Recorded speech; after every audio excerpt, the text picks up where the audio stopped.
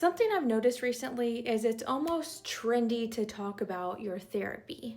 Like mentioning your therapist, mentioning I'll unpack that in therapy, or identifying really strongly with your trauma story.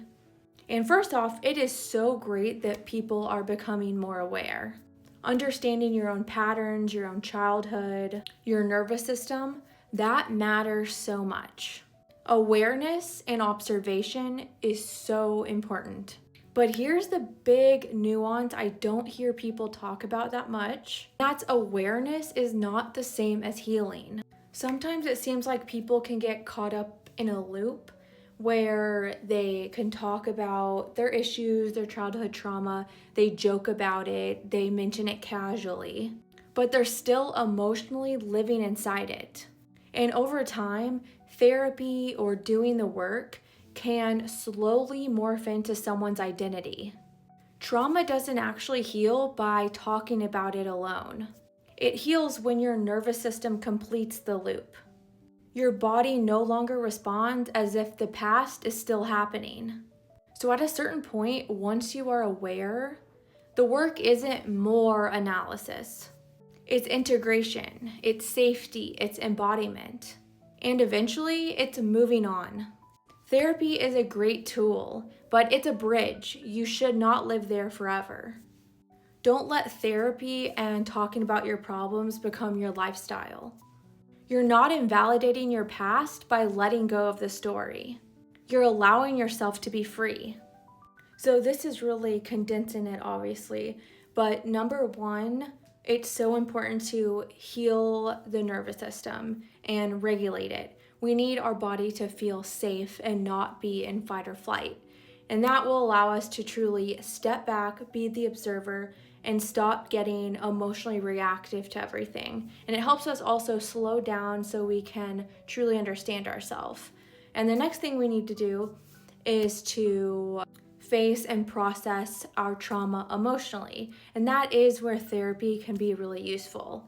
But after that, we're not done. We need to move out those emotions somatically, move out our trauma. Trauma gets stored in the body. In other videos, I've talked about how our body is our electromagnetic vessel or tool that we use to operate in this physical experience.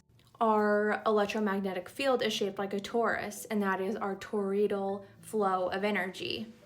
And all of our emotions have unique frequencies, but we truly are supposed to be living in a reality where we have like a synchronistic reality and a mirrored reality. It just doesn't operate under these current conditions, but that's how it should operate.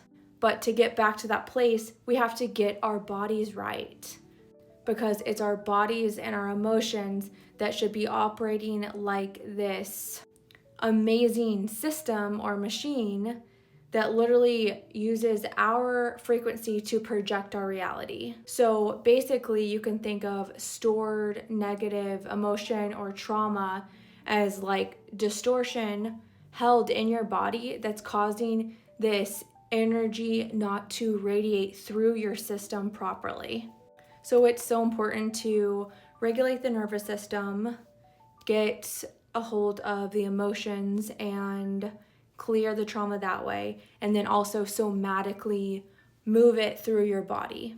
And I call that white hole embodiment. But you'll hear so many other people talk about embodiment and talk about how to really store trauma. There's so much good information out there. But no, it's so much deeper than your mind. It's your body as well. And I think that can easily be overlooked. And sometimes I think people overdo the emotional therapy and they get caught up in a loop that way, and they start to tie their ego identity to someone who goes to therapy, does the work, understands their trauma, but at some point truly move on. Because healing is not about constantly working on yourself. Sometimes it's about realizing you are allowed to live now.